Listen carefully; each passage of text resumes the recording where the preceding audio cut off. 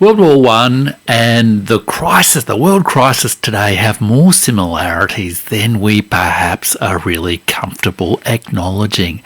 That's why so often people refer to the risk of World War III and to the risk of us all sleepwalking into another world war.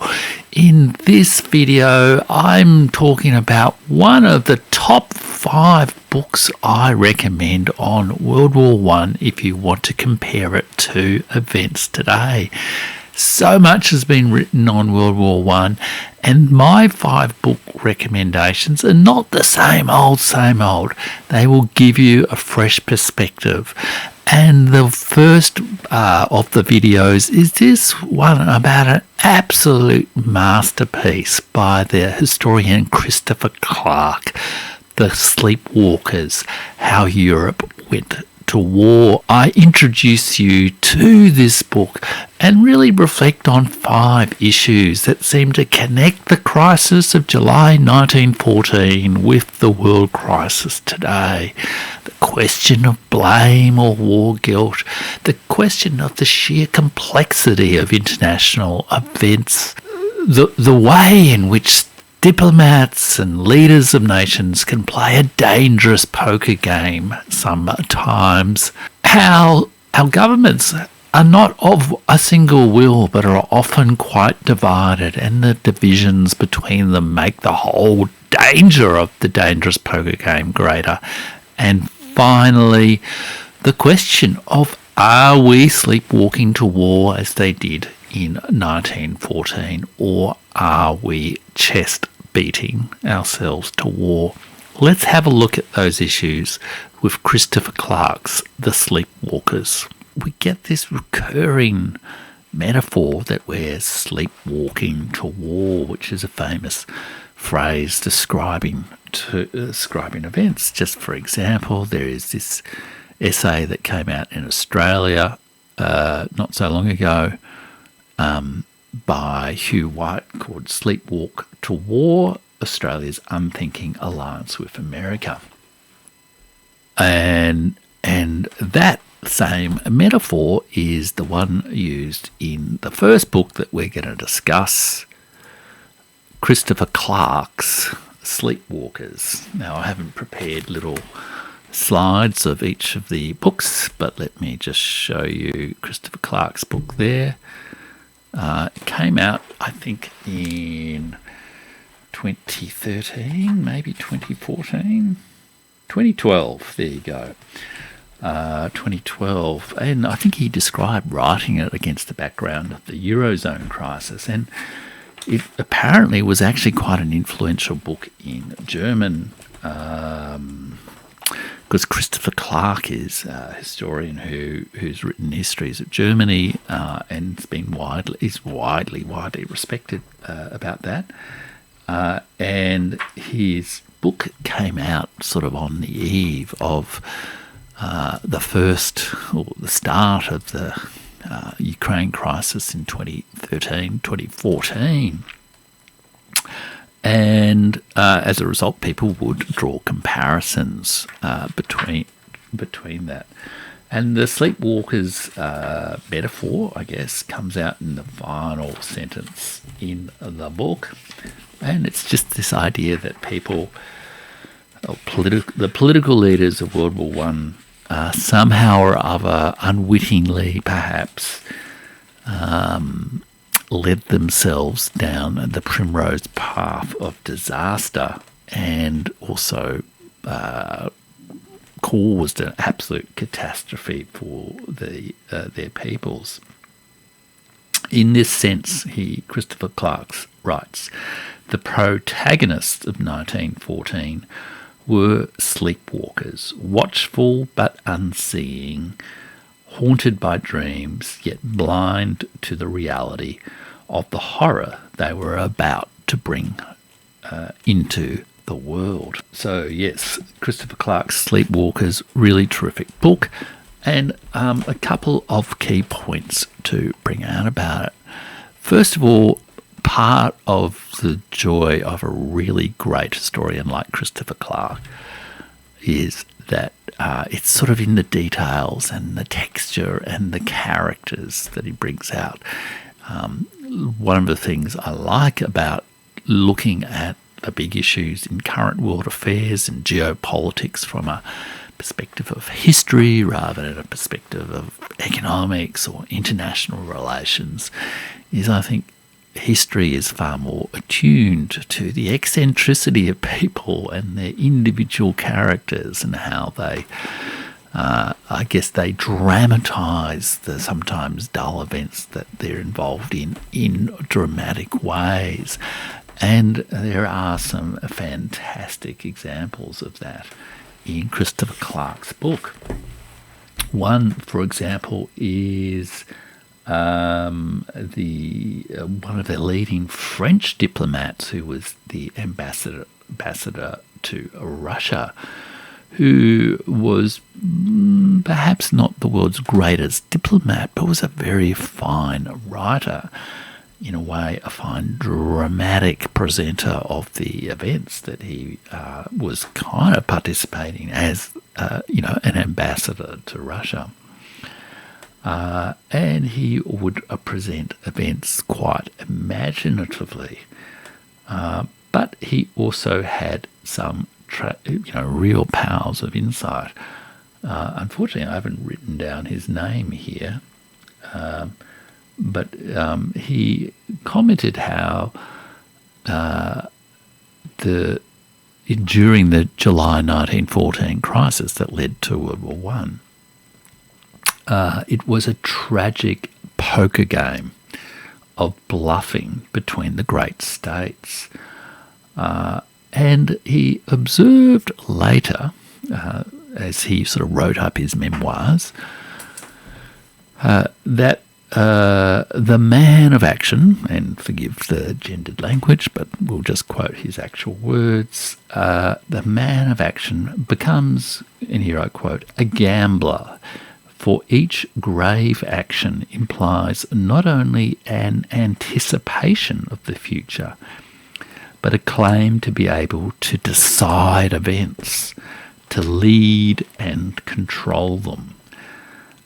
And the ability to do this is seen as the mark of genius among political leaders. It is always sought. It is always believed to be possessed. It is always an illusion. A very, I think, insightful comment from French diplomat and ambassador to Russia in 1914, who, if I make an edited version of this live stream, I will include his actual name and perhaps his photograph as well. So Christopher Clark's full of some of those great insights, and that comment in particular, I think, is one that is very relevant to events today, because we have people attempting to control events, perhaps being caught up again in the illusion of control. Perhaps Xi Jinping and Vladimir Putin are in an illusion about their ability to control these greatest changes that haven't been, or drive these changes that haven't been seen for 100 years. Perhaps Emmanuel Macron and Joe Biden are similarly under an illusion that they can control events as well. Perhaps it's all falling out of control. And that is one of the key themes, I guess, about Christopher Clark's book. Christopher Clark's book, Sleepwalkers, because it has that, it includes that sort of irrationality and that complexity of decision-making. One of his key themes is complexity itself, that World War One is, one of perhaps the most, it can be conceived as a single event. It began at a certain time and ended at a certain time and involved places and people. But it is perhaps one of the most complex events ever. And so explanations of it similarly ought to be complex. And I think that comment is equally applicable to today's world crisis. If World War One was complex, what about a conflict that is not just between Russia and Ukraine, but involving all the world and across many, many dimensions? It similarly is a spectacularly complicated event, one that is almost beyond our ability to comprehend, and that so we have to be really careful about how we boil it down into digestible narratives to make sure that those narratives are not illusions of control. Okay, so, and the other aspect of that Christopher Clark really brings out and is a major commentary on the literature of World War One is the whole question of who caused the war, who carries the guilt of the war, who should be blamed for the war. Was it Germany? Was it England? Was it Britain? Was it France? Was it Russia? Was it America? That whole question is perhaps not a very useful question to ask. The whole question of war guilt is fundamental to the literature of World War One, and I guess World War Two, arguably also the Cold War, and certainly the Russia-Ukraine war. But it's particularly important in World War One because at the end of World War One, the Treaty of Versailles included a particular, attribution of war guilt and hence reparations, etc. An unusual new sort of move that people responded to, people reacted badly to, I guess. And Christopher Clark comments that he fundamentally says we don't really need to do this to try to attribute to a single country, to a single person, to a single nation blame for an event as complicated as World War One. Accounts structured around blame come with built-in assumptions that one protagonist is ultimately right or wrong. They avoid multilateral processes of interaction. They focus on, well, what was so-and-so's intention rather than how did things work out between them in a way that no one really controlled. And they also construct state actors and key decision makers as performing planned actions with coherent intentions, and so much of the documentation and the evidence and the new histories about World War One highlight the fact that there wasn't, a single coherent decision-making executive holding together these empires or these states as single rational agents. They were very complicated fields of competing ideas, competing motives, competing interests, and a lot of confusion as well. In the end, Christopher Clark, that is, says there is no smoking gun in this story, or rather there is one, or if there is one, it is in the hands of every major character. Viewed in this light, the outbreak of war was a tragedy, not a crime. That's now the other point I just kind of really wanted to highlight, I think that's particularly relevant out of Christopher Clark's book, is this whole idea of divided executives that in all the, and he brings it out brilliantly in his discussion, that all the different states like Austria-Hungary and Russia and Germany and Britain, probably also America, had there was not just one view, one decision maker, one source of power, that all the executives were divided and fragmented and had wrestled and within themselves as to what decisions to take. There were also people with influence in, like, individual diplomats or elites in particular countries or colonies or institutions who also were able to sort of make it more complicated, make the whole diplomatic machine more complicated and complex. And surely that is one of the features that we have right now. Everyone is talking about the arguments within the American executives between the realists and the neocons. And perhaps even that is an oversimplification. Is Joe Biden really in charge, or who is? And there's no doubt similarly differing views within Russia.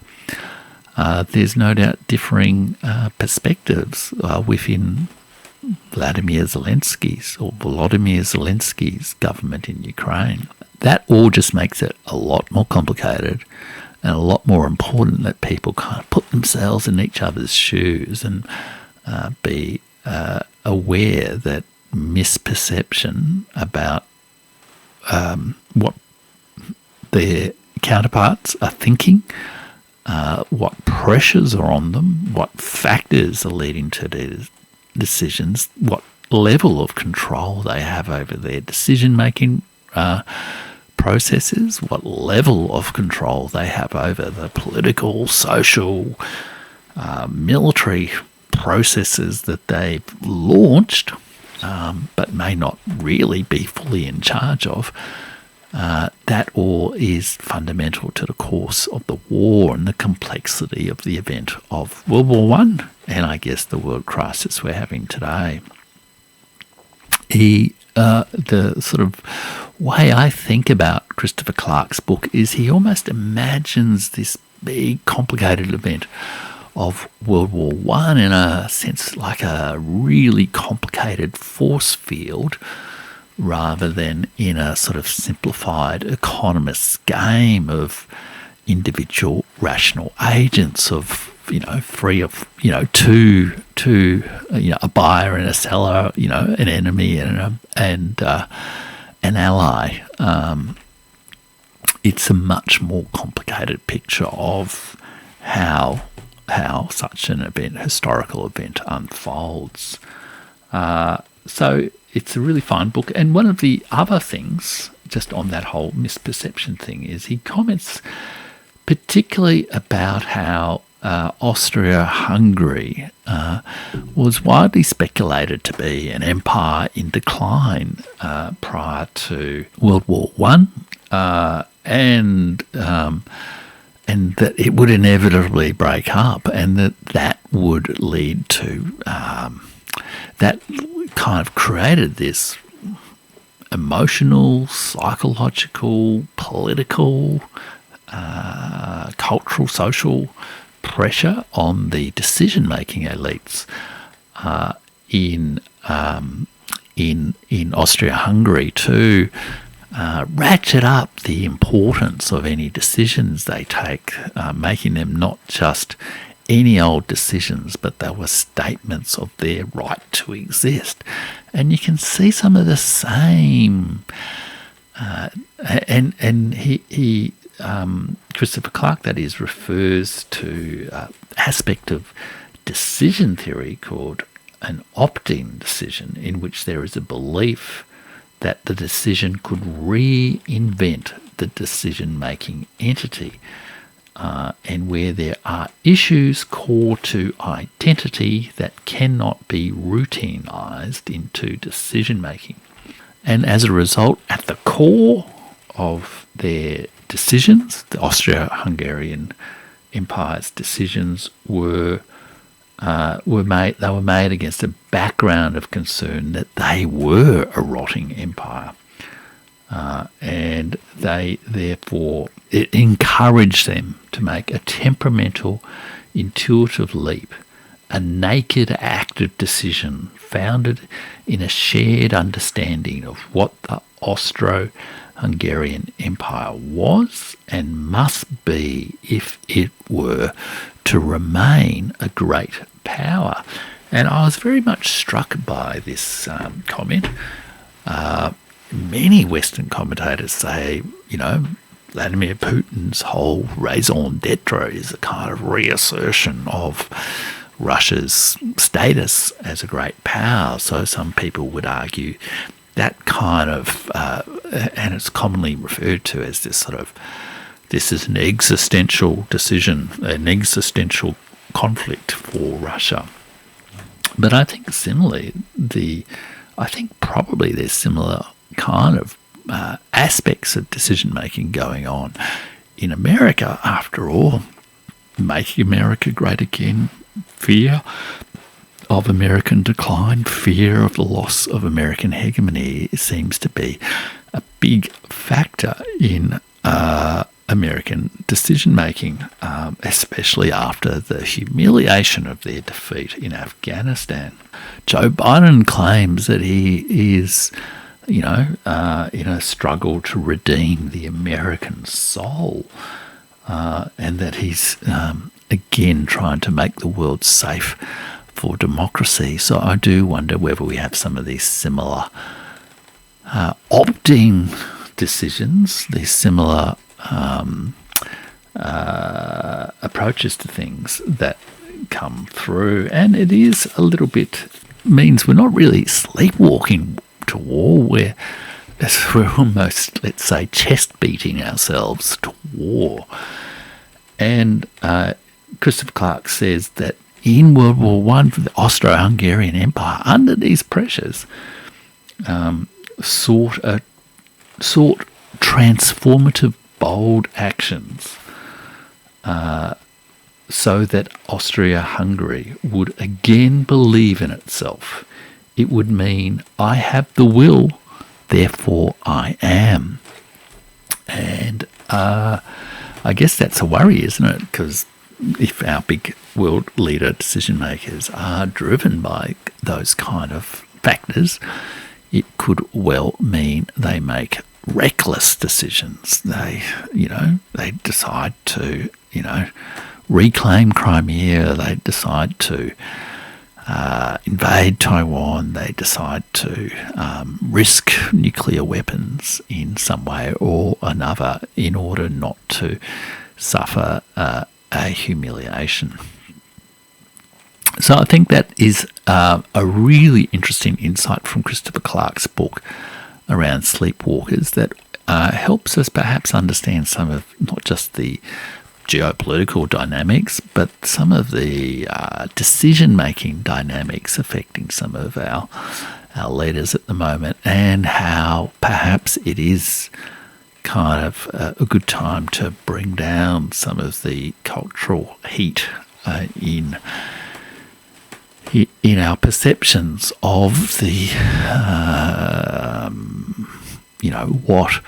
what military success or failure, what economic success or failure might mean for the identity of the American empire or the Russian state, or indeed the European Union of NATO. So Christopher Clark, absolutely fabulous book. The top line things I would say about it are that Christopher Clark's Sleepwalkers brilliantly portrays World War I as the most complex event perhaps known to history, and one in which no one is really to blame, that it is, or rather everyone is to blame. And if everyone is to blame, perhaps we should stop talking about blame and look at the sheer complexity of events and the pressures on decision makers, and how they handle those well and how they handle them not so well. And in particular, he also emphasises how in 1914 a profound sundering of ethical and political perspectives eroded consensus and sapped trust. there were rapid-fire interactions among heavily armed autonomous power centres confronting different and swiftly changing threats and operating under conditions of high risk and low trust and transparency. And when I read that, I was, struck by the similarities with today. So it would be good, I guess, if we kind of worked on that, the frameworks and the institutions and the culture of trust, so that the big international decisions are not made in such a vexed, dangerous environment. Again, I don't think anyone's sleepwalking to war, but we could very easily chest beat ourselves into war.